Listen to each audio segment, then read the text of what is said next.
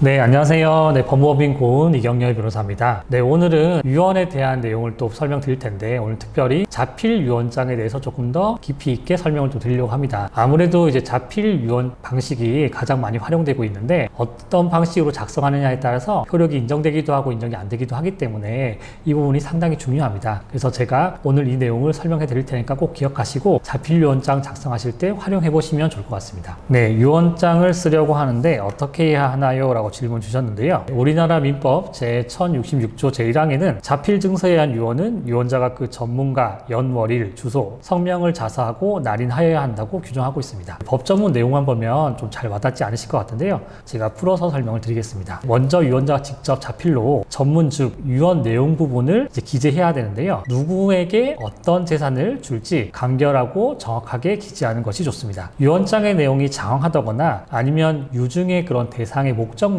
좀 불분명하게 해석부에 다툼의 여지가 있게끔 작성을 한다면 나중에 상속인들 사이에 소송이 이어질 수도 있습니다. 그리고 각 수증인이 누구인지 해당 수증인에게 어떤 재산을 물려줄지 정확하게 기재를 해야 됩니다. 전문 부분 작성의 예시를 제가 보여드리겠습니다. 예시를 보여드린 것처럼 부동산을 유증한다, 서울특별시 땡땡땡 이런 식으로 주소를 정확하게 기재하고 있는 것을 볼 수가 있습니다. 네, 즉 어떤 재산을 물려줄지에 대해서 정확하게 특정하셔야 되기 때문에 토지의 경우는 예시 보여드린 것처럼 주소, 지목, 면적 등 등기부에 기재된 내용을 참고하셔가지고 정확하게 기재하시는 것이 좋고요. 아파트 등 집합 건물의 경우는 동호수까지 정확하게 써주셔야 합니다. 그리고 연월일, 주소, 성명을 기재한 다음 도장을 찍어서 날인까지 해야 합니다. 이렇게 하면 기본적인 자필 증서 유언의 효력이 갖추어지게 됩니다. 혹시 컴퓨터나 카카오톡 아니면 핸드폰 메모장 같은 곳에 유언장을 남기는 경우에는 자필 증서 유언으로 인정받을 수 있나요? 라고 질문 주셨는데 실제로 언론에도 어떤 분이 사망하시기 전에 유언장을 남기고 가는데 컴퓨터에다가 이제 작성을 했다거나 핸드폰 메모장에 작성을 한 경우도 볼 수가 있습니다. 근데 자필 증서 유언을 하기 위해서는 기본적으로 자필로 작성해야 된다는 설명 들었는데요. 우리나라 법원은 컴퓨터로 작성한 문서의 경우 자필이 아니기 때문에 유언의 효력이 없다는 취지로 판결을 하고 있습니다. 자필 증서를 내가 직접 하는 유언 이렇게 대충 이해를 하시면 안 되고요. 꼭 자필로 법에 정해져 있는 요건대로 썼을 때 유언의 효력이 발생한다라고 생각을 하셔야 됩니다. 따라서 이제 컴퓨터 메모장이나 카카오톡 메시지만으로는 자필 증서의 유언의 효력이 발생하지 않습니다. 꼭 법에 정한 방식대로만 유언을 해야 효력이 인정되나요? 유언자의 의사만 확인할 수 있으면 효력을 인정해줘야 하는 것은 아닐까요? 라고 질문 주셨는데요. 네, 이 부분을 좀 조심해 주셔야 됩니다. 이제 꼭 법에 있는 방식대로 작성을 하셔야 되고요. 그 외의 경우 임의대로 작성한 유언은 유언의 효력으로 인정하지를 않습니다. 민법 1060조는 유언은 법에서 정한 방식에 의하지 아니하면 발생하지 않는다라고 정하고 있고 이걸 유언의 요식성이라고 합니다. 이렇게 정해진 방식에 꼭 따라줘야 됩니다. 유언이라는 것은 언제든지 이제 철회가 가능하고 또 유언자의 사후에 또 위조나 변조가 된다거나 항상 분쟁의 소지가 남습니다. 그래서 이렇게 엄격한 요식성을 요구하고 있는 것입니다. 따라서 유언을 염두에 두신 분이라면 그냥 내 뜻만 전달하면 된다라고 사소하게 생각하시지 마시고 엄격한 요건이 필요하니 여기에 대해서 법률 전문가의 조언을 받아보시는 게 좋을 것 같습니다. 자필 유언장의 경우에 검인 절차가 필요하다고 알고 있는데 검인 절차에 대해서 설명 부탁드린다는 질문이 있었습니다. 네, 맞습니다. 자필 유언장은 이제 검인 절차가 필요한데 그 검인 절차라는 것이 유언의 유효와 무효를 판단받는 절차라고 오해하시는 분들이 있는데 절대 그렇지 않습니다.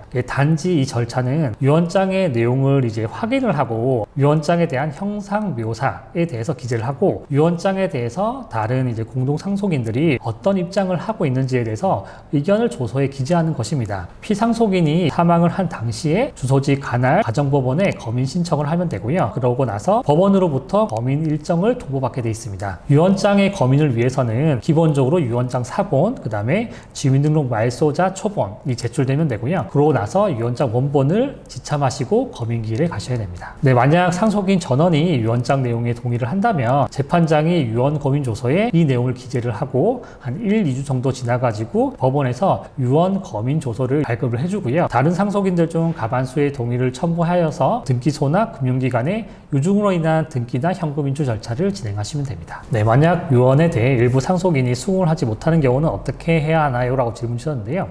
만약 상속인 중에 일부가 이에 대해 문제를 제기하거나 협조를 하지 않은 경우가 있습니다. 대부분 유언장으로 인해 그런 이익을 받지 못하는 상속인일 텐데요. 이 경우에는 유언의 효력을 찬성하는 그런 상속인들이 나머지 상속인들에 대해서 유언이행 또는 유언장 효력 확인을 구하는 인사소송을 청구할 수가 있습니다. 이 경우 상대방들은 이 본소송 안에서 유언의 효력을 다투는 주장을 할 수도 있고요. 만약 유언 효력이 인정된다면 유류분 반환 청소송을 하실 수가 있습니다. 오늘은 이제 자필 유언장의 작성 방식과 주의점에 대해 설명드렸는데요. 그 유언의 경우는 추후에 분쟁의 여지가 참 많습니다. 그러다 보니까 법에서는 최대한 분쟁의 소지를 막기 위해서 엄격한 그 요식성을 갖추라고 요구하고 있습니다. 따라서 꼭 유언을 작성하려고 하시는 분들은 작성 당일에 법률 조언을 받는 것이 불가능하다면 사전에 미리 조금 조언을 받아서 어떤 방식으로 유언할지 미리 조금 방향을 정해놓고 유언장을 작성해 보시는 것이 좋을 것 같습니다. 네, 오늘 준비한 내용 여기까지고요. 다음엔 더 유익한 내용으로 찾아뵙겠습니다. 네, 감사합니다.